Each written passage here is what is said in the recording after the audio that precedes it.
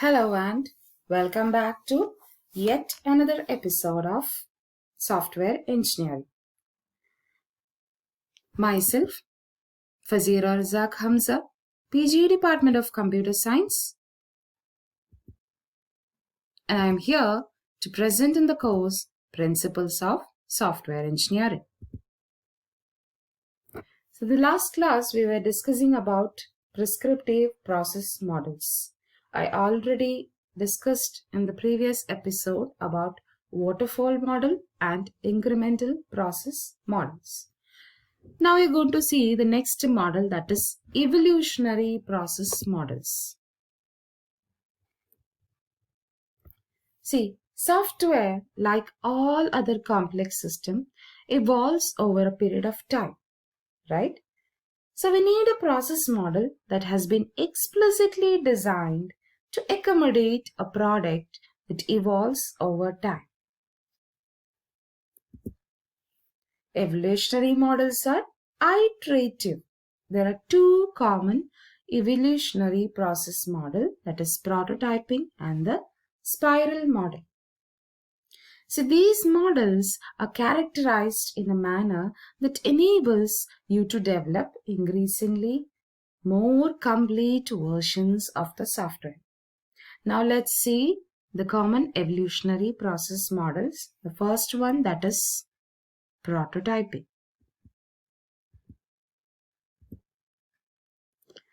See, often a customer defines a set of general objectives for software, but does not identify detailed requirements for functions and features.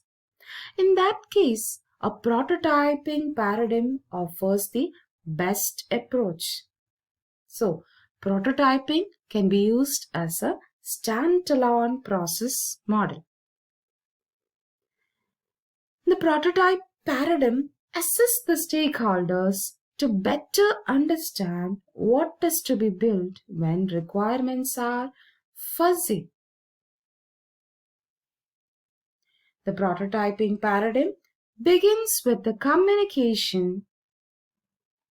As all software process models, this also begins with communication.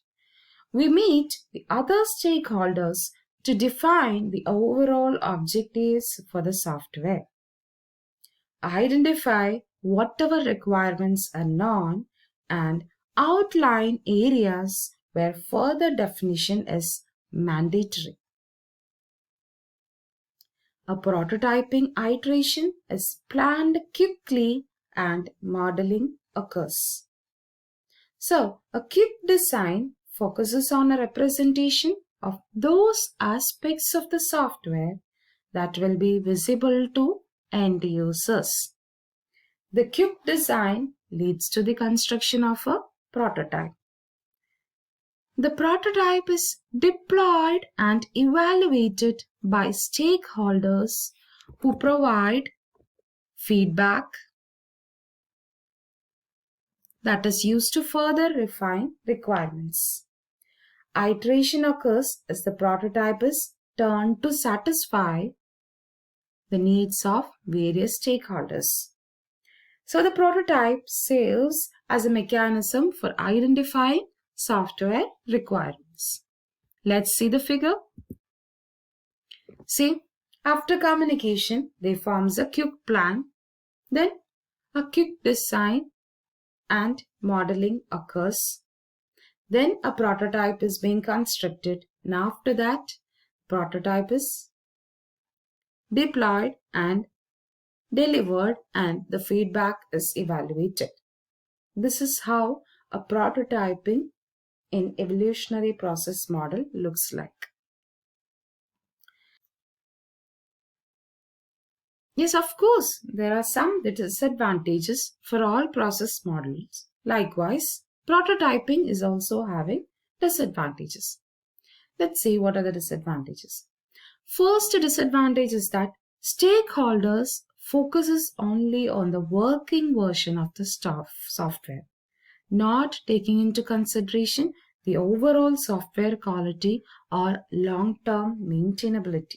It only focuses on what? The software, working version of the software. That is one disadvantage. And the second one is, as a software engineer, so many implementation comprises like inappropriate operating system or programming language are made in order to a prototype work quickly. So we have to compromise on certain features like operating system or programming language, and we have to focus on only what a prototype which works quickly. These are the two disadvantages of prototyping. We'll move on to the next evolutionary process model, that is spiral model. So this is also an evolutionary process model. It provides the potential for a rapid development of increasingly more complete versions of the software. See, the process model that couples the iterative nature of prototyping with the controlled and systematic aspects of the waterfall model. It has two main distinguishing features. What is it? One is a cyclic approach for incrementally growing a system's degree of definition and implementation, while decreasing the degree of risk. The other is a set of anchor point milestones for ensuring stakeholder commitment to feasible and mutually satisfactory system solutions. Using the spiral model, software is developed in a series of evolutionary releases. So during early iterations, the release might be a model or prototype. During later iterations, increasingly more complete versions of the engineered system are produced. Let's look on to the figure. So this is a spiral model. We have the steps known as communication, planning, modeling, construction and deployment, which are the common steps which we are seeing in a software process development. See, a spiral model is divided into a set of framework activities defined by the software engineering team. Each of the framework activities represents one segment of the spiral path. See, all these activity is divided into 5 segments, right? So we can see each activity represents one segment of the spiral path. As this evolutionary process begins, the software team performs activities that are implied by a circuit around the spiral in a clockwise direction, beginning at the center. See, at the center, it is indicating a start where it works as a circuit in a clockwise direction. Risk is considered as each revolution is made. Anchor point milestones, which are a combination of work products and conditions, are noted for each evolutionary pass.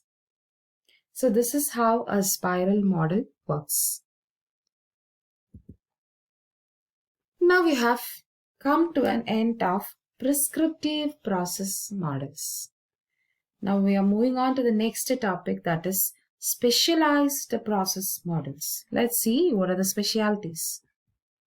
See, these models tend to be applied when a specialized or narrowly defined software engineering approach is chosen.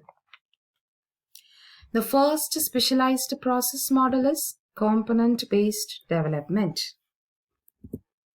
See, component-based development model incorporates many of the characteristics of the spiral model. It is evolutionary in nature, demanding an iterative approach to the creation of software. The component-based development model constructs applications from pre-packaged software components. Let's see what is this pre-packaged software components. Commercial off-the-shelf, or shortly known as COTS, C-O-T-S, commercial off-the-shelf software components developed by vendors who offer them as products provide targeted functionality with well-defined interfaces that enable the components to be integrated in the software that is to be built. Here, modeling and construction activities begin with the identification of candidate components. These components can be designed as either conventional software modules or object-oriented classes or packages of classes. So we are implementing a candidate component which we said as pre-packaged software components for the process of development. See, regardless of the technology that is used to create the components, the component-based development model incorporates the following steps. Let's see what are the steps. The first step is available component-based products are researched and evaluated for the application domain in question. So, the component-based products are researched and evaluated in which domain it is to be applied. Then, component integration issues are considered. When integrating with any software or any other component, we'll check for the issues in the integration. Now, a software architecture is designed to accommodate the components. We'll design an architecture to accommodate the prepackaged software components.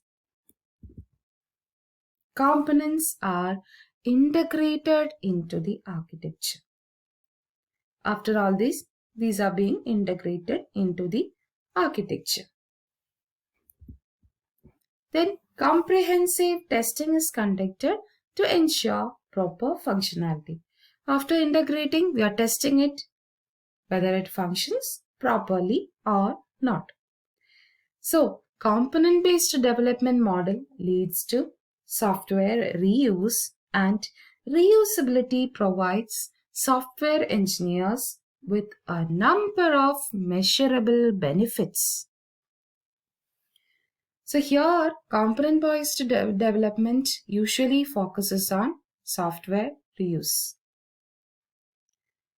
As such, we can reduce the development cycle time as well as the project cost. Since we are reusing the software, we can reduce the development cycle time because already they are pre-packaged software components. That means they are pre-designed and kept, right? So we can save as much as time where a component is to be designed from the start and making it work and integrate into the software. And also the project cost is also reduced. How can we reduce the project cost? Because we are not taking much effort on developing the same component. What we are doing? We are just using the pre-packaged software component. So project cost is also reduced. Now we have the next specialized model, that is formal methods model. This model encompasses a set of activities that leads to formal mathematical specification of computer software. So formal methods enable us to specify, develop and verify a computer-based system by applying a rigorous mathematical notation. See, a variation on this approach called clean room software engineering is currently applied by some software development organizations. When formal methods are used during development, they provide a mechanism for eliminating many of the problems that are difficult to overcome using other software engineering paradigms, such as ambiguity, incompleteness, and inconsistency can be discovered and corrected more easily. When formal methods are used during design, they serve as a basis for program verification and therefore enables us to discover and correct errors that might otherwise go undetected. In short, it ensures a defect-free software. So this basically focuses on program verification, and after verification it discovers and correct errors that are being sometimes may go undetected. So it mainly focuses on a defect-free software. So of course here there is also disadvantages for the model. It is quite time consuming and expensive. So these process models are a little bit of time consuming and also very expensive. Second disadvantage is that extensive training should be given to few software developers. In order to find the undetected errors and correct and discover all these things, a training should be given to a few set of software developers. So it is cost increasing, no? So the next disadvantage is it is also difficult to use the model as a communication mechanism for technically unsophisticated customers. So for technically unsophisticated customers, it is very difficult in the section of communication. With this, we came to an end of specialized process model. The two specialized process model we explained are component-based development and formal methods model. Thank you. Thank you so much for listening.